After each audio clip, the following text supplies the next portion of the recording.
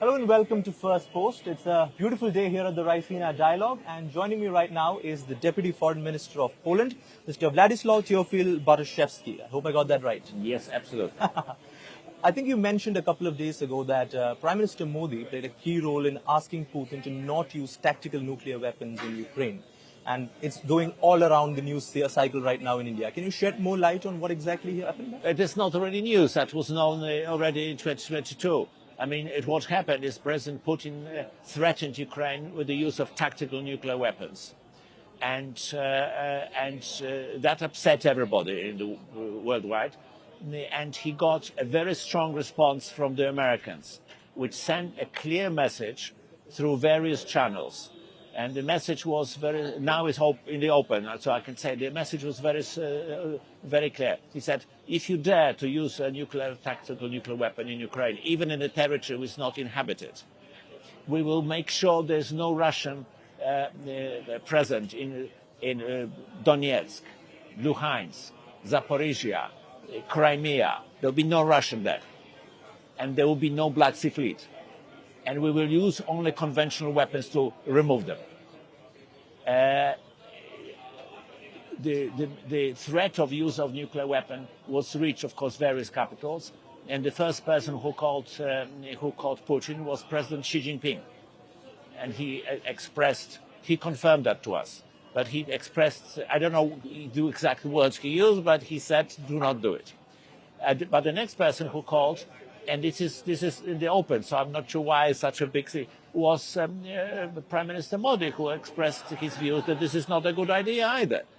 So he played a role in persuading Putin. But it's not a secret news which President Modi went to Putin and said, don't do it more or less. No. So it was a combination of American pressure, persuasion from the Chinese, and persuasion from the Prime Minister of India, who also thought, because it's not in India's interest to have a nuclear war starting, and it's certainly not in the Chinese interest, and it's not our interest. So it was a combination of factors, and it's not new. On the topic of nuclear weapons, we've heard the Polish president say that the Americans could maybe consider placing some nuclear weapons in Polish soil to deter the Russians. But Vice President J.D. Vance says he would be very surprised if President Trump agreed to that idea. Do you think the Americans could warm up to this request? I'd like to point out that Americans have nuclear weapons in a variety of countries in Europe. It's called nuclear sharing. So, for instance, German fighter jets can attach missiles with nuclear munitions attached. That's called nuclear sharing, and we have suggested to the Americans some time ago that we are buying a number of F-35s, the most advanced fighter in the world, and they are capable of having nuclear munitions. And they said we are perfectly happy to be part of the nuclear sharing. So we mentioned that a long time ago. And the Americans said, well, maybe later we'll see how it goes. I mean, for the time being, it's not on the table. But now with the changed situation, we said we are perfectly happy to have nuclear weapons. We are now, President of France, President Macron, suggested that he can cover up Germany and Poland with their nuclear forces, the Force de Frappe. And Prime Minister Tusk said we are ready to discuss these matters. Nothing is decided. But Prime Minister said it is now conceivable that we would have access to nuclear weapons in Poland. Before, it was something strange and very would be probably opposed by many people. Now it wouldn't be opposed because we're facing an existential threat from Russia. We do believe that Russia is able, may be willing, to, in a few years' time, to move westwards. And that is a view shared by all Northern Europeans. By Northern Europeans, I mean the Balts, the Scandinavians, the Brits, but also the Germans think about it. I mean, it's the French not rule it out. So so this is a consequence of Russia's actions. Putin says NATO encroaches on our borders, and this is why I have to invade Ukraine. But thanks to invasion of Ukraine, Russian invasion of Ukraine, NATO got two fantastic members, Finland and Sweden, with huge military potential. It's not to Russian advantage to have Finland, which is fully prepared for war. They have got 22,000 soldiers. It's a small nation of 6 million people. They've got 22,000 soldiers and 870,000 reservists who can fight. And the Russians have invaded them. The Soviet Union invaded them in 1939. The Winter War lasted 105 days. Number of Russian casualties, 100,000. I would not. So we are very happy, and it's just, thanks to Putin that NATO got enlarged. The Finns didn't want to join NATO. The Swedes didn't want to join NATO. Swedes were neutral for 200 years. After the invasion, said we want in. So Europe is arming now because we are scared of Russian Federation moving westward. We are spending almost 5% of GDP on defense. We are having now a third largest army in NATO. In terms of real spending, we are fifth largest spenders in monetary terms out of 32 members. The President Macron said 2 weeks ago we should raise our defense spending to 5% of GDP. Germany says we should be spending 3 or 3.5% of GDP on defense. Germany said we are putting 500 billion euros into defense procurement. Ursula von der Leyen, who recently visited Delhi with 22 commissioners, said Europeans should put 800 billion euros to defense industry. It's all a reaction to Putin's action. I think it's counterproductive. On the issue of Europe rearming itself, what is the end goal of this European rearmament? Is it to ultimately get independence from the US security umbrella? Or is it seen as a +1 to the US security umbrella that already exists? It's absolutely +1 because we are very keen on maintaining transatlantic ties. This is no question. America is our biggest ally and we are not splitting off. But Americans have for decades told Europeans that you should not rely entirely on us and spend nothing on defense. It was said by President Clinton, by President Obama, by President Trump first time, by President Biden, and now by President Trump again. You are talking decades. And now President Trump said, well, you have to do it. So we realize that this is necessary. And we want to be able to produce a very strong component of NATO in Europe.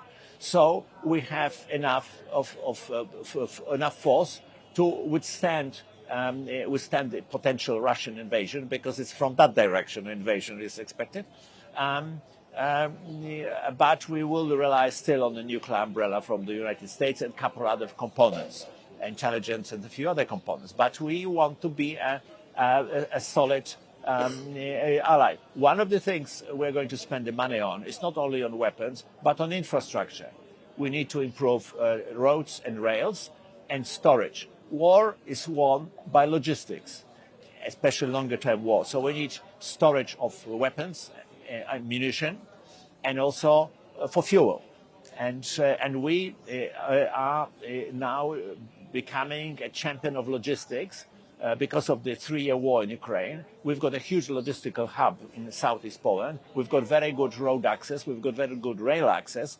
And we want to... And now we are, of course, we're going to have ammunition storage because we are now together with the Slovaks investing in huge artillery munitions production, and others are doing other things. And and of course, we are going to get soon 500 tanks, 90 from America and South Korea. We are buying them. We spent $31 billion last year on arms. And we are buying 96 Apache attack helicopters. We are buying 500 HIMARS, and we are buying Patriot missile batteries. We are buying F-35s. We're trying to tell the Americans, yes, we will do the best. We need your help in some respects, but we are strengthening NATO in Europe together with other allies. So you don't have to worry about us so much as you did, because before we were pretty hopeless and we relied entirely on the Americans. Now that will change, and that is something which President Trump accepts.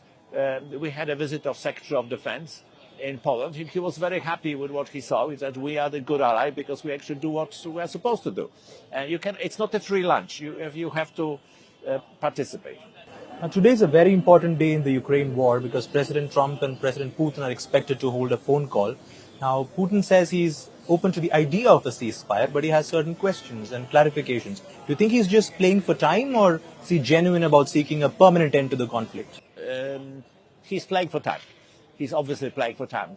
But he may be, and it is a very good tactic for Russian negotiators, and they're extremely skillful negotiators. But Putin is dealing with somebody slightly different from what he's used to, although he, of course, knew President Trump in his first term. President Trump wants results. He told the Ukrainians that you'll get into trouble if you don't agree. Ukrainian says we accept the ceasefire without conditions. And now the ball is in Russian court. And Putin says, oh, I want to negotiate the terms of ceasefire. Okay, but the terms he suggested are the terms to be negotiated during the peace negotiations and not ceasefire negotiations. There is a possible outcome. I mean, I cannot predict how the talks go, but it's a possible outcome. If President Trump is not satisfied that Putin actually delivers what he says, he's not going to continue negotiations forever. It's not his style. He would say, if you don't want it, I will force you to do it through other means. I like to point out that when Ukrainians, President Zelensky expressed some doubts in the White House, they stopped having access to intelligence, and no American weapons were reaching Ukraine for a short while. When they agreed to the ceasefire agreement in Riyadh, intelligence is flowing, weapons are moving without interruptions. This is the style of President Trump.